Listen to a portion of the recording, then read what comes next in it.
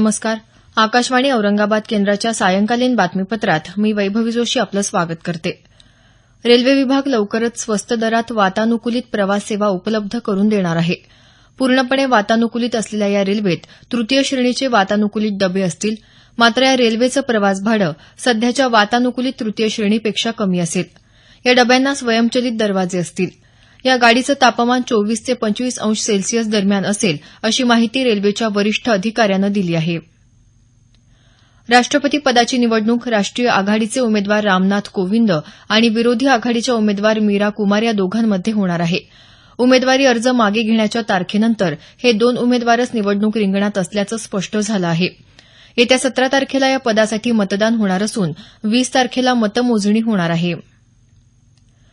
कर्जाची परतफेड न करणाऱ्या ग्राहकांकडून कर्ज वसुलीसाठी बँक अधिकाऱ्यांनी प्रयत्न केले पाहिजे, असं केंद्रीय दक्षता आयुक्त टी.एम. भसीन यांनी म्हटलं आहे. ते वृत्तसंस्थेशी बोलत होते. कर्जबुडवा उद्योजक विजय मल्ल्यासह 10 मोठ्या कर्जबुडव्यांसंदर्भात केंद्रीय अन्वेषण विभाग करत असलेल्या चौकशीवर केंद्रीय दक्षता आयोग लक्ष ठेवून असल्याचं ते म्हणाले.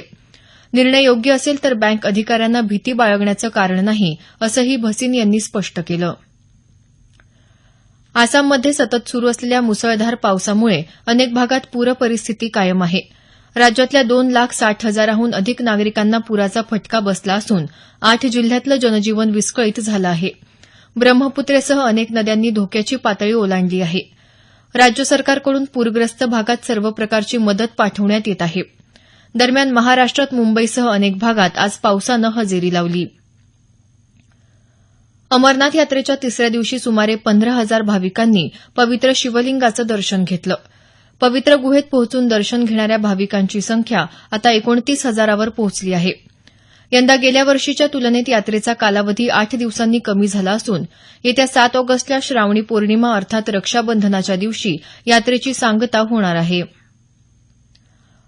आषाढी वारीसाठी पंढरपूरकडे निघालेल्या संत ज्ञानेश्वर, संत तुकाराम आणि संत एकनाथांच्या पालख्यांसह बहुतांश लहान मोठ्या दिंड्या आज पंढरपूर नजीक वाखरी इथं एकत्र आल्या असून त्या ठिकाणी पालख्यांचा भव्य रिंगण सोहळा पार पडला. उद्या या पालख्या पंढरपूरकडे प्रस्थान करतील. आषाढी एकादशीच्या निमित्तानं पर्यावरणाची वारी पंढरीच्या दारी या आळंदी ते पंढरपूर मार्गावर आयोजित करण्यात आलेल्या पर्यावरण दिंडीचा उद्या पंढरपूर इथं मुख्यमंत्री देवेंद्र फडणवीस यांच्या उपस्थितीत समारोप होणार आहे. दरम्यान आषाढी एकादशीसाठी पंढरपूरमध्ये मोठ्या प्रमाणावर भाविक दाखल होत असून कालपर्यंत 1 ते सव्वा लाखाहून अधिक भाविक दाखल झाले आहेत. आषाढी एकादशीसाठी राज्य महामार्ग परिवहन महामंडळ एसटीनं 3,687 जादा बस सोडल्या आहेत. भाविकांच्या सोयीसाठी गट आरक्षण, आगाऊ आरक्षण तसंच प्रत्यक्ष बस स्थानकावर थेट तिकिटाची सुविधा दिली आहे. राज्यातल्या 2 लाख अंगणवाडी सेविका आणि मदतनीस यांचं मासिक मानधन उद्यापासून थेट बँक खात्यात जमा होणार आहे.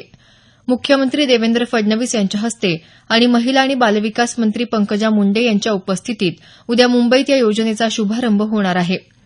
थेट लाभ हस्तांतरण योजनेअंतर्गत सार्वजनिक आर्थिक व्यवस्थापन प्रणालीद्वारे 2 लाख कर्मचाऱ्यांना आधार संलग्न बँक खात्यामध्ये थेट मानधन जमा करणारा एकात्मिक बालविकास सेवा योजना हा देशातला पहिला विभाग आहे.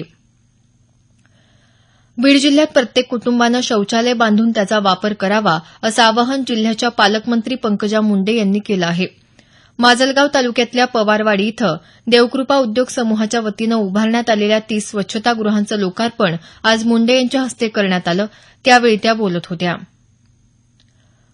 मराठी भाषेच्या विकासाकरता केंद्र आणि राज्याचे अधिनियम मराठीतून उपलब्ध होण्यासाठी न्यायालयाच्या निर्देशानुसार आयोग नेमावा अशी मागणी मराठी साहित्य महामंडळानं केली आहे.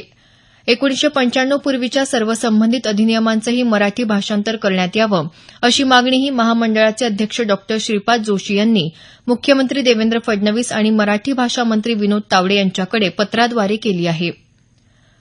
भारत आणि वेस्ट इंडिज यांच्यात सुरू असलेल्या 5 एकदिवसीय क्रिकेट सामन्यांच्या मालिकेतला चौथा सामना आज अँटिग्वा इथं होणार आहे. भारतीय वेळेनुसार संध्याकाळी 6:30 वाजता सामन्याला सुरुवात होईल. याबरोबरच हे बातमीपत्र संपलं. आमचं यानंतरचं बातमीपत्र उद्या सकाळी 6:50 वाजून